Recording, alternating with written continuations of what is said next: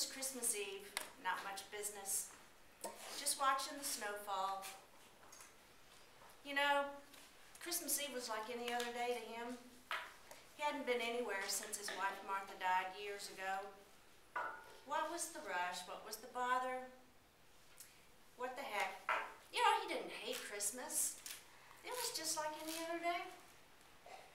Pretty soon a homeless stranger walked in the door. Most people would have thrown him out on his ear. But not George. George was different. Stranger hung out by the door. George said, "Come on over here. Come over here by the space heater. It's cold out there." The stranger said, "Oh no, I'm just going to hang out by the door, man. You're busy, I can see." No, humbug. Come on over here. I got some fresh coffee. This is the best coffee in the world. And some stew. I made it myself. It ain't much, but it's really good. Help yourself. So they sat down together, and pretty soon he heard a car drive up in the gas station. Wow, this was unusual. It was business. But not just any old car. This was a '53 Chevy. Whew, and what a Chevy. He walked out to see about the customer, and as he approached the car, a young boy from Mexico jumped out in a panic. Mister, help me! My wife, she having the baby! Me car is broken! Whew. George popped open the hood, and whew, there was smoke everywhere.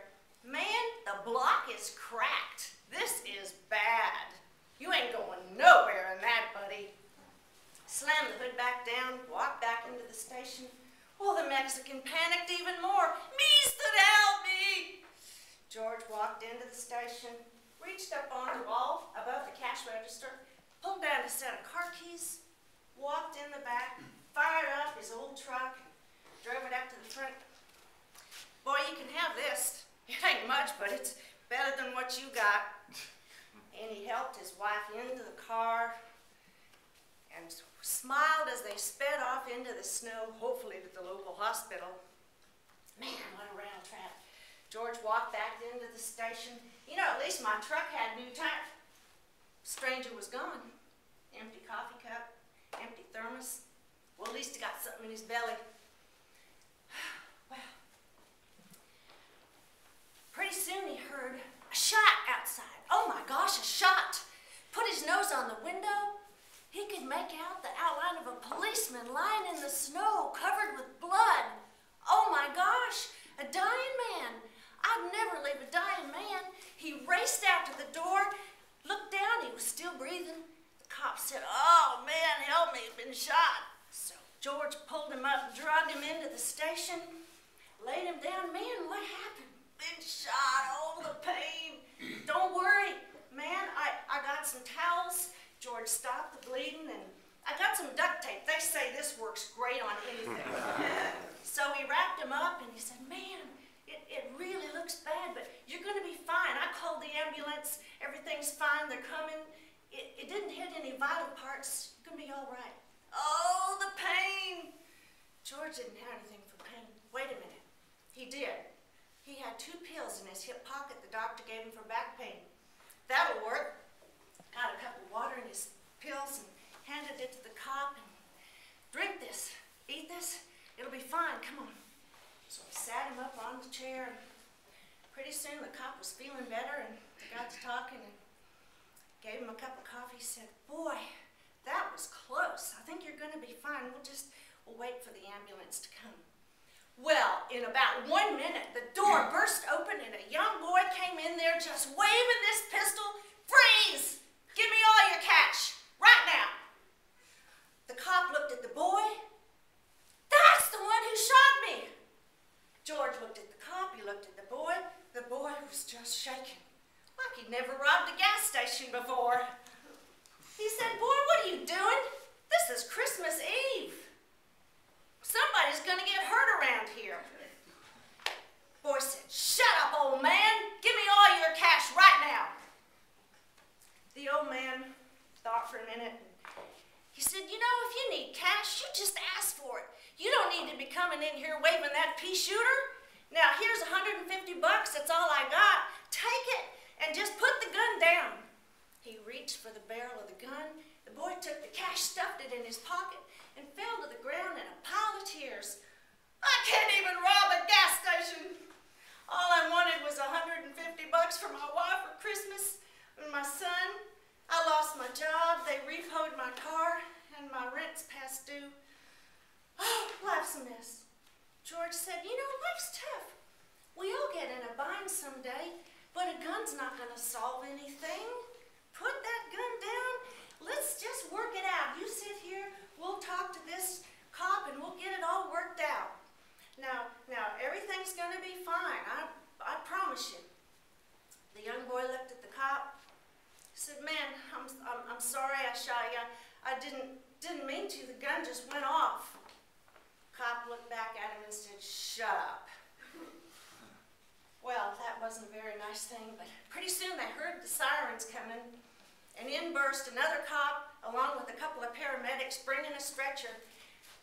And the cop said, Chuck, you doing okay? Man, you look terrible. What happened? Who did this to you? I don't know. I didn't see a thing. I got shot and I blacked out. Don't have a clue what happened. Well, you look fine. Everything's going to be all right. Here, we need to get you up on this stretcher. And as they were doing that, the cop looked at that young boy and he said to George, who's this? Oh, I just hired him today. Lost a job. He just started. He's a great worker. All right. So they put the cop on the stretcher, and as they were carrying the wounded cop out the door, the young boy leaned down and whispered, why? Why'd you cover for me? Why'd you do that? The cop opened one eye. He said, Merry Christmas, boy. And as they carried him out the door, George looked at the boy and said, boy, did you get a break. That ought to solve some of your problems. And I got a few more things that'll solve your problems. George went into the closet behind the cash register and pulled out a dusty old box. Looked like it hadn't been opened in years. And he first brought out a diamond ring box, popped it open and showed the boy. Oh, the boy's eyes got bigger than watermelons. I never seen a ring that big. I can't take it. It's got memories. That's your wife's wedding ring. George said, oh, my memories are here. You can't take those. You take the ring, your wife will like it.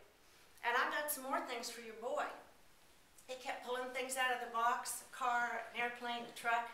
These are souvenirs from the oil company I used to work for. They give them to us every Christmas. Your boy will love these. And the young boy just burst into tears again. He handed George the money back. He said, I can't take your money. Take the $150 back. George said, what are you doing? What are you going to buy Christmas dinner with? Put that cash back in your pocket right now, and you get home to your family. The boy stuffed the cash in his pocket and grabbed the box and tucked it under his arm and walked toward the door, and he said, George, I can't thank you enough. I'll be back for work first thing in the morning. George said, no, it's Christmas. I'm closed. Well, then I'll be back the next day. If that job's still open. George said, sure. See you the day after Christmas. Well, the boy disappeared, and George just about jumped out of his skin because when he turned around, there was that homeless stranger again. He said, what are you doing here? I thought you left. No, I've been here all the time. George, you say you don't celebrate Christmas. George thought I did. Well, I think you do. I think you celebrate Christmas better than anybody I know. I came in here a homeless bum. You gave me stew and coffee. You helped that pregnant lady. Her son's going to be a doctor. You helped the cop. He's going to save 19 people's lives. What do you mean? You don't celebrate Christmas. George was shocked. How do you know this? Well, I got the inside track. Hey, I gotta run. They're planning a big celebration back home. It's Christmas. George said, what? He said, you see, it's my birthday. And the stranger disappeared, and a brilliant white light filled the room. Merry Christmas.